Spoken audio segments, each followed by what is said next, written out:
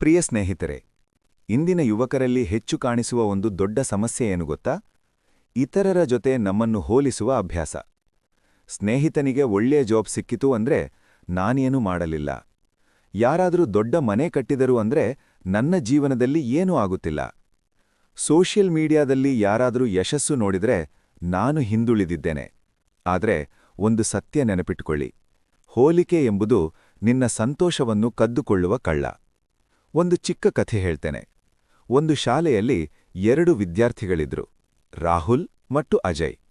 ರಾಹುಲ್ ಓದಿನಲ್ಲಿ ತುಂಬ ಚತುರ, ಪ್ರತಿಯೊಂದು ಪರೀಕ್ಷೆಯಲ್ಲಿ ಮೊದಲ ಸ್ಥಾನ.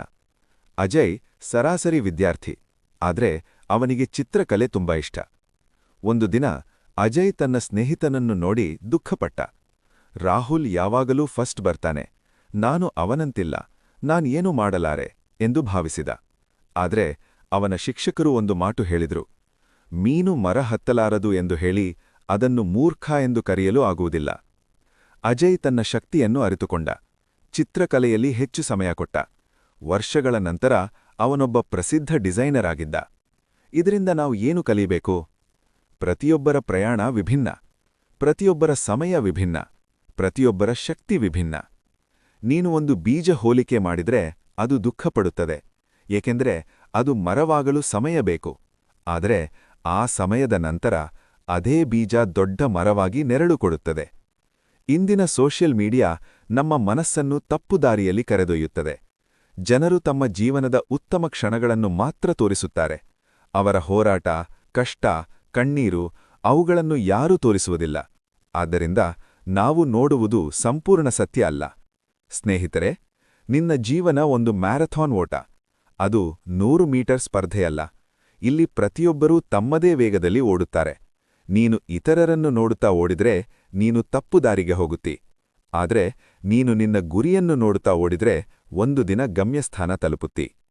ಇಂದು ಒಂದು ನಿರ್ಧಾರ ಮಾಡಿ, ನಾನು ನಿನ್ನೆ ಇದ್ದ ವ್ಯಕ್ತಿಗಿಂತ ಇಂದು ಉತ್ತಮವಾಗಬೇಕು.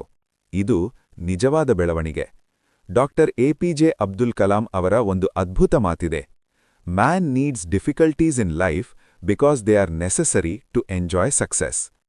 ಜೀವನದಲ್ಲಿ ಕಷ್ಟಗಳು ಬಂದಾಗ ಇತರರನ್ನು ನೋಡಬೇಡಿ, ನಿಮ್ಮ ಒಳಗಿನ ಶಕ್ತಿಯನ್ನು ನೋಡಿ. ನೀವು ಇತರರ ಜೊತೆ ಹೋಲಿಕೆ ಮಾಡ್ತಾ ಇದ್ರೆ ನೀವು ನಿಮ್ಮ ಪ್ರತಿಭೆಯನ್ನು ಕಳೆದುಕೊಳ್ಳುತ್ತೀರಿ.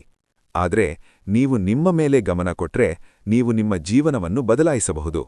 ನೆನಪಿಟ್ಟುಕೊಳ್ಳಿ, ಸೂರ್ಯ ಮತ್ತು ಚಂದ್ರ ಇಬ್ಬರೂ ಬೆಳಕು ಕೊಡುತ್ತಾರೆ, ಆದ್ರೆ ಅವರು ಒಂದೇ ಸಮಯದಲ್ಲಿ ಬೆಳಗುವುದಿಲ್ಲ. ಹಾಗೆಯೇ ಪ್ರತಿಯೊಬ್ಬರ ಯಶಸ್ಸಿನ ಸಮಯವೂ ವಿಭಿನ್ನ. ನೀನು ಇಂದು ಹೋರಾಟದಲ್ಲಿದ್ರೆ ನಾಳೆ ಯಶಸ್ಸಿನಲ್ಲಿ ಇರಬಹುದು. ಆದ್ದರಿಂದ ಇತರರನ್ನು ನೋಡಿ ನಿರಾಸರಾಗಬೇಡಿ. ನಿನ್ನ ಪ್ರಯಾಣವನ್ನು ಪ್ರೀತಿಸು, ನಿನ್ನ ಶ್ರಮವನ್ನು ನಂಬು, ನಿನ್ನ ಕನಸನ್ನು ಹಿಡಿದುಕೊಂಡು ಮುಂದೆ ನಡೆಯು. ಒಂದು ದಿನ ಜನರು ನಿನ್ನನ್ನು ನೋಡಿ ಪ್ರೇರಣೆ ಪಡೆಯುತ್ತಾರೆ. ಕೊನೆಗೆ ಒಂದು ಮಾತು, ಇತರರ ಜೊತೆ ಹೋಲಿಕೆ ಮಾಡಬೇಡ, ನಿನ್ನೆಯ ಜೊತೆ ಹೋಲಿಕೆ ಮಾಡು. ಅದೇ ನಿನ್ನ ನಿಜವಾದ ಬೆಳವಣಿಗೆ. ಧನ್ಯವಾದಗಳು.